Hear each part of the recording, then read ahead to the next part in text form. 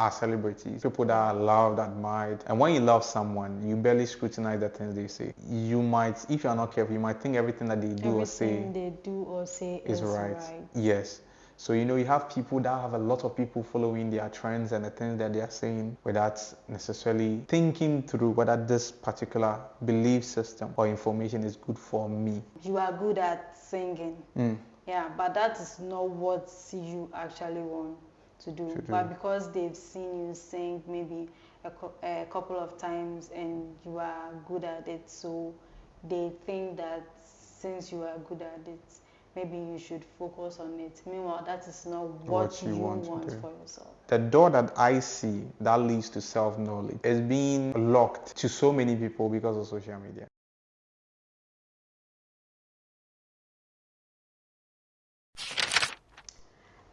Is it possible to stay true to ourselves in a world full of opinions? Welcome to today's edition of Chatbox. I'm your host, Ella, and I have with me here my co-host, Donald. Hi. Hello. How are you doing? I'm doing well. How about you? I'm very well. What do we have for our guest today? Today we are talking about staying true to ourselves. Staying true to ourselves. Okay. I think it will be an interesting conversation. So. Yeah. Has it become difficult staying true to ourselves? And what do you think is the cause? Has it become difficult to stay true to yourself? Yeah. To you? Has it become difficult for you? To stay true to ourselves. No, you specifically. Do you think it has become more difficult, or do you experience some level of difficulty in trying to be real to yourself? Sometimes. Sometimes. Yeah. In your decision making. And yeah. Have you traced where, and I mean, reasons why sometimes it becomes difficult to sort of remain true to yourself? Yeah, sometimes it comes from family, sometimes friends, maybe friends from school, church, maybe they see you doing something and they think, okay, let's say you are good at singing. Yeah, but that is not what you actually want to do. But because they've seen you sing maybe a couple of times and you are good at it, so they think that since you are good at it, maybe you should focus on it. Meanwhile, that is not what you want for yourself. Yeah, so. No, okay. So I think that's a classic example of the question you've asked me. So I would leverage on the way you answered your question to answer you. Okay, sure. That yes, sometimes it has become difficult for us to remain true to ourselves, from my personal experience, because a lot of people believe they think they know what's best for you. Yeah. And because people have ego, and most people want to feel like they sort of give you the green light on what you should do to make your life better. Do you get it? So sometimes in them actually wanting to actually teach you certain things or show you certain things, it ends up leaving you at a place that you don't belong. So yeah, it's been very difficult for us to be true to ourselves in this generation in specific. What is the cause? The causes are plenty. Okay. A lot. Can you give us a few? So I'll start from how, when we are growing up, the immediate family we grew up in. I mean, sometimes your parents would like you to be someone or something that they believe is good for you, but maybe what they are thinking is good for you might not necessarily be what's good for you. Okay. But in most cases, because they are experienced in life and they've already witnessed a whole lot of things in life, they are in the best capacity to show you what maybe where you should look at, how you should live your life and everything. And also because they have your best interest at heart. Yeah. I mean, if you can't trust anybody in this life, at least you should trust your parents, because at least they have your best interest at heart. But sometimes they do have their errors. Yeah. And what they believe is good for a child might not always necessarily be good for the child.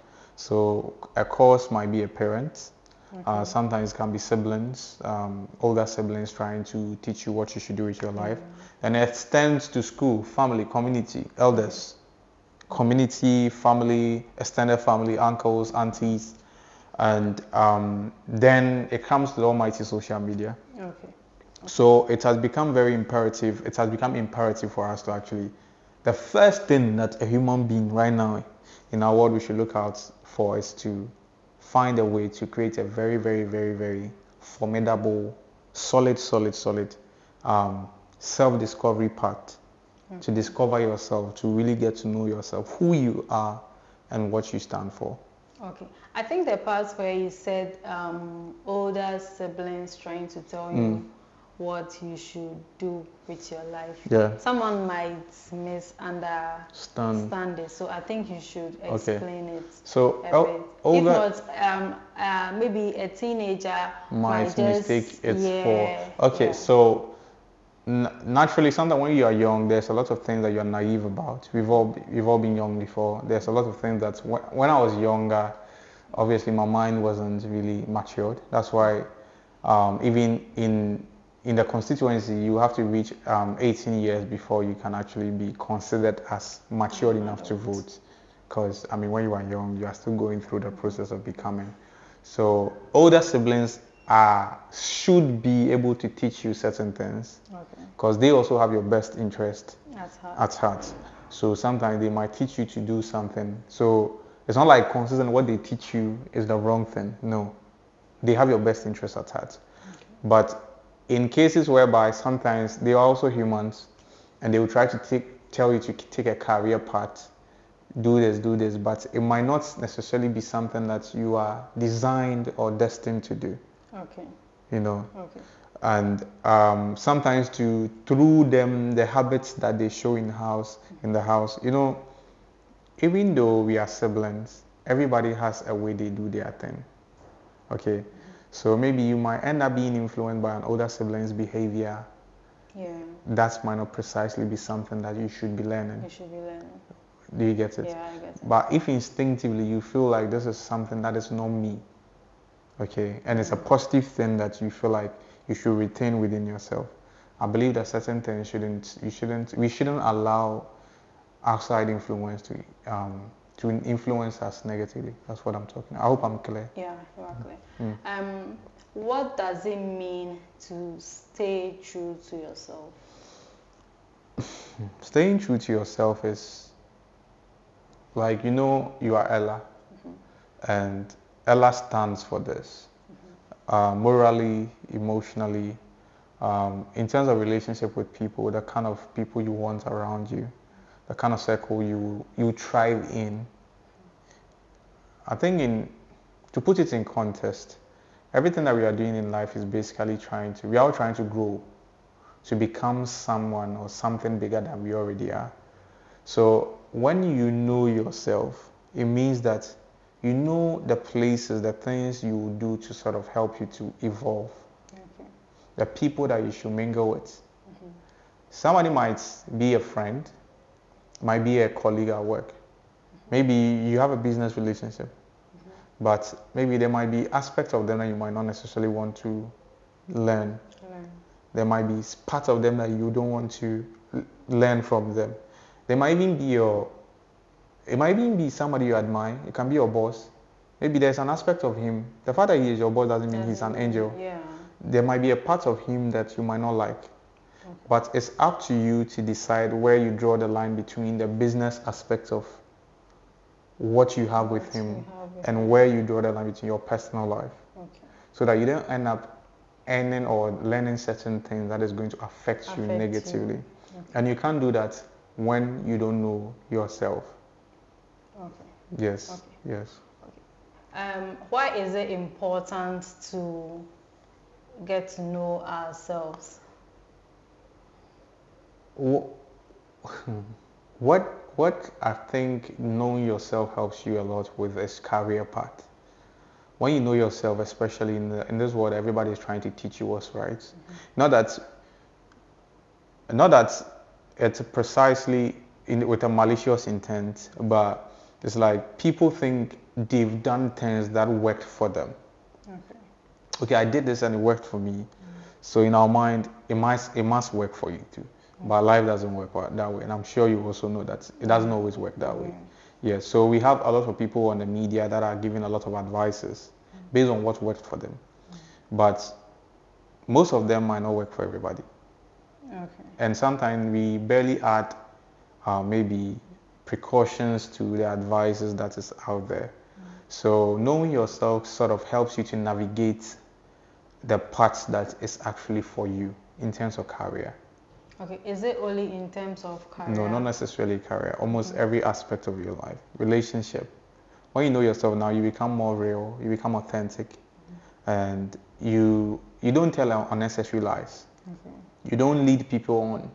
Okay. Like for instance, relationship. You know what you want from a man. You know what you want from a woman. So the moment you get close to someone in terms of friendship, you know I don't want this thing in my life. This is not something that's going to make me happy. This is not a man that's going to make me happy. And then you respectfully take yourself out of the situation. So now, even if you have friends, the friends around you are assured of an authentic person. Okay. And now it's in terms of business, your dealings with people, your business partners is also, it makes you come off like somebody that's have high integrity. Okay. Because you know what you want from the business. Okay. You know the deal that you are breaking and what you want from the business, because you have a foundation of self-knowledge, and you know what you also don't want from people. So you don't tolerate things that you don't want. You don't. Yeah, so. How has this era of information affected our ability to stay true to Ourselves. Have you ever been involved in a trend or a particular mindset that you felt like it wasn't an original thought from you, but maybe it was something that was being propagated on the media that it ended up eating into your mind several times? Myself. So it's very delicate, especially in this social media era, because a lot of people have their opinions out there, and some of them are celebrities, people that are loved, admired. And when you love someone, you barely scrutinize the things they say. Okay. You know, you barely, because the love that you have for the person, you might, if you're not careful, you might think everything that they do or say is right. Yes. So, you know, you have people that have a lot of people following their trends and the things that they are saying. And because of that, people are also following it without necessarily thinking through whether this particular belief system or information is good for me. Okay. Okay, so getting back to the question, social media.